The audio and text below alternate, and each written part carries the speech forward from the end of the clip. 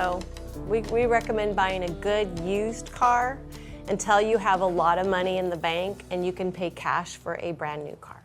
And we're going to talk about how to negotiate. Okay, so this one, we decided to include more global stuff because this class is comprised of students from all over the world. So global car buying varies widely across regions due to differences in economic development, infrastructure, cultural values, and government policies. In developed countries, consumers often prioritize new vehicles with advanced technology supported by financing or leasing options. In contrast, developing nations tend to favor the affordable used cars, with ownership serving as a symbol of economic progress. Urban areas with strong public transportation, like Hong Kong, see lower car ownership rates, while rural regions rely more heavily on personal vehicles.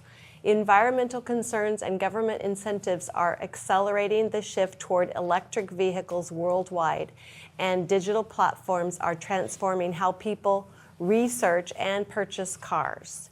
Following correct principles is key. Again, our mission before this, we were in Hong Kong for 2 years. Never once had a car. We didn't really need a car. The public transportation was amazing. So depending on where you are, has different needs.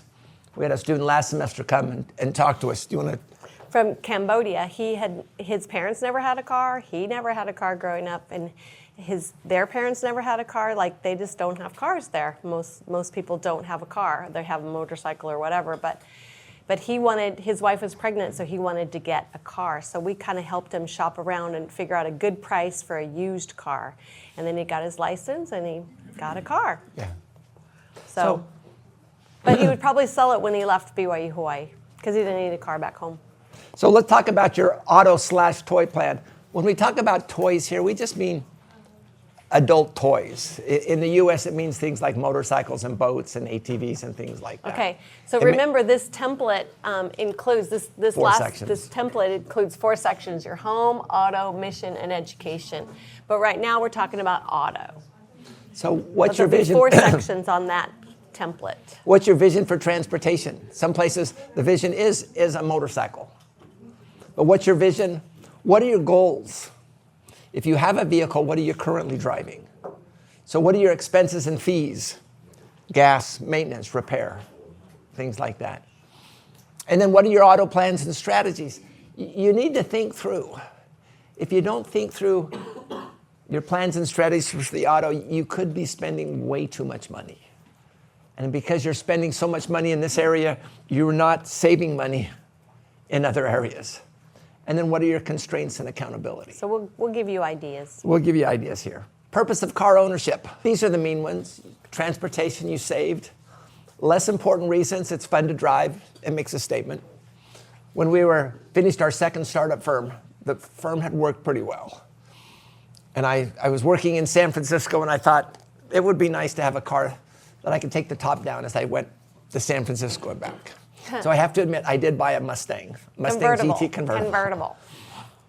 And but by that time, we had been established in our career, and we knew we were on track for our savings. We had saved for it, things like that. But the interesting thing is, the minute we moved to Utah, guess what? How good a Mustang works in the snow? It doesn't.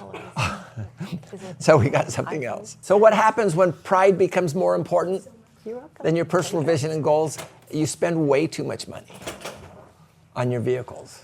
Like I said before, my generation are driving their retirement spendings. What we should have been saving for retirement, we're paying for in expensive cars and insurance and things like that. What happens? You spend too much money for your car. All of a sudden, you can't save as much as you need for your other goals. And you can't afford to pay your other bills either. And you can't afford. So you really need to be wise in the decisions here. Principles of effective car ownership. I like this one here. A car has an effective life. How long is that car going to be able to work for you? And so what you want to do is you want to take good care of it so it takes care of you over its effective life. Now you can decide what that effective life is. Is it 100,000 miles? Is it 200,000 miles? But the key is to take care of the vehicle so the vehicle takes care of you. So that means we want to minimize all costs for purchase, fuel, repair, taxes, insurance, depreciation, as well as resale value too, when you're done with it. So, and again, we want to make our vehicle fit our budget, not our budget fit our vehicle. So ideally what you can do is you'll put together a plan and then you'll wisely follow it.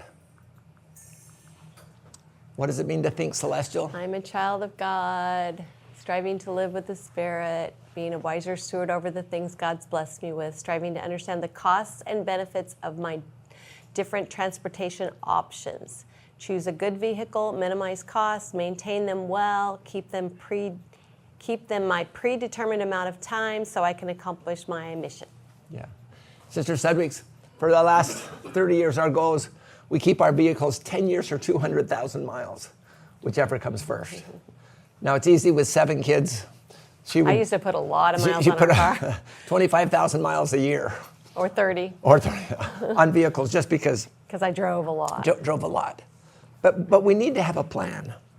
So how do you buy a new car? Is there a better time than others to buy a vehicle? I have a friend, his name is Kermit McKinney. He and his buddy decided they needed some pickup trucks. And there was 2 white Ram 1500 trucks sitting on the dealers there. And they had been there about 3 months. Do car dealers like to have cars stay on their lots for a long period of time? No. It takes space and it takes money. So we went into the dealer and he says, I see you have those 2 white trucks out there. When you can give them to me for $18,000 out the door, I'll take them off your hands. So out the door means with tax, license, and everything. Like you don't pay anything extra. You pay $18,000 and that's what the car costs, everything. The salesman said, you know what? Hey, that's MSRP of $24,000, but I'll tell you what, I'll give you $23,000 right now, just today, because it's on sale. Plus tax, license. Plus taxes, tax, and license, which means plus taxes, sales tax on it, plus tags, plus your license. So plus the license too. The license plate, registration. Registration, things like that. So Kermit left, nothing happened. He came back, and about 3 weeks later, those 2 vehicles were still there. He went back up to the same salesman and he says, you know what? I see you've got those 2 vehicles are still here. They've been on your lot for almost 6 months. Well, you said it was only 3 weeks later. 3 months. So now they've been almost later. 4 months. He says, when you can give them to me for $18,000 out the door, he says, we'll take them both off your hands. And the guy says, you're crazy. But I'll tell you what, they have been here a while. I'll give you for $22,000, taxes, tags, and license on top of that. Kermit gave him a card and said, hey, here's my card, here's my name. When you can give them to us for $18,000 out the door, we'll take both of them. And it was getting towards the end of the year. Yeah, about 3 weeks later, I think it was the end of the year and it was the end of the month. Do they have incentive? Yeah. So at 5 o'clock on the last day of the month, he got a phone call. Is this Kermit McKinney? He goes, yeah. If you can be down here in an hour, you can have both vehicles for $18,000 out the door. And they got him. So realize it's important to be wise in how we buy vehicles. This 2000 Honda Civic, we had another thing. Our daughter had just totaled the previous vehicle. And so we thought, well, a Honda Civic's a pretty reliable car and it's not super expensive. And so we decided, we were actually looking at used ones first, and the used ones and the new ones were similar in price. So we're like, might as well get a new one. For $1,000 more, you can get a new one. So we went to the car dealership, and it was during BYU football season, so there was a football game going on at the time. What? So let me just tell you first, before we did that, we sent out 6 emails. Oh yeah, that's right. To all of the dealership.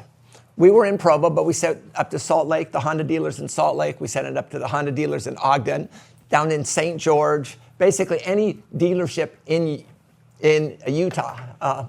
Honda dealership. And we said, on this date, we're going to be buying a Honda Civic. And we said, the only thing we want brand new. Only thing we want is air conditioning and a radio, because that's all of our kids needed. It says, if you can send us back your best price out the door, and on this date, we're going to pick it up. As soon as we sent those emails out, I immediately got 2 phone calls, people trying to sell us things. Oh, we have these, we have exactly what you want. But they didn't do it. Out of the 6 emails, I think we got 2 back or 3 back. So what did we do next? So we took the 2, we got the best price from the 2, and then we decided we didn't really want to drive down to St. George or drive up to Layton, Utah, or go really far away. So we went to the Orem dealership with our bid of how much they said we could get it for, and said, if you can beat this by $100, we'll go with you. So it was during the BYU football season, so there was a game on their TV at the car dealership. We had their popcorn and soda. We're watching the game. We were there for like 3 or 4 hours trying to negotiate with them and get the car going and everything. But we stayed and we got the car we wanted for $100 less. They said, okay, hey, there's 5 cars out there. Go take your pick. But there are different ways. You can negotiate. You don't have to pay what they ask for the car. That's not the price you're going to pay for it. So MSRP stands for manufacturer silly retail price. I mean suggested retail price. If you're willing to pay for it, they'll take your money. Right. But we can be wise. You took off my car, the Ford Expedition. This car right here, we bought. So Kermit got the truck. So we also bought this. But we were buying a Ford Expedition, and I was leaving to go to Disneyland like the next day. So we had done our homework. And our car wasn't doing so hot, so we wanted to get a new car. He did his homework. We did our homework. We went online. We found exactly what the vehicle was we wanted. We found out exactly what the price the dealer had paid for it. We actually found that there was only one in Utah. And it was clear up in Layton. It was really far away. Layton, almost what is that, 2 hours, something like that? So we negotiated with them over the phone, and then agreed, because I wanted it to drive the next day, so we didn't have a lot of time to waste. So we agreed with them to meet halfway at the Wendy's. So the dealer brought the car down to Wendy's, and then we drove up from Provo and met him at a Wendy's in Salt Lake. And bought the guy dinner, wrote him a check, got the car. He gave us the keys and the title and everything, and then we drove home with the car. We had met the salesman earlier at a car show, because we tried to do our homework. But we got the car we wanted the day that we wanted. Yeah. So what's interesting too is we called them up and said, hey, we're ready to negotiate. We noticed that you have this car here. And the first thing they ask us, say, what are you willing to pay for it? So they want you to make the offer first. So we just said, okay, invoice minus $500. So invoice is what the dealership paid for it. And you know what? So he's kind of coughing. He says, well, let me go talk to my manager. So he went and talked to his manager, and so he put us on hold for 5 minutes. And then he came back. And he came back, and he says, okay, well, here's what. How about invoice plus $500?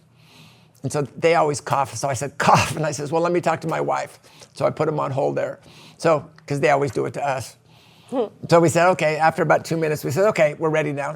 We said, how about invoice plus $200 or invoice minus $200?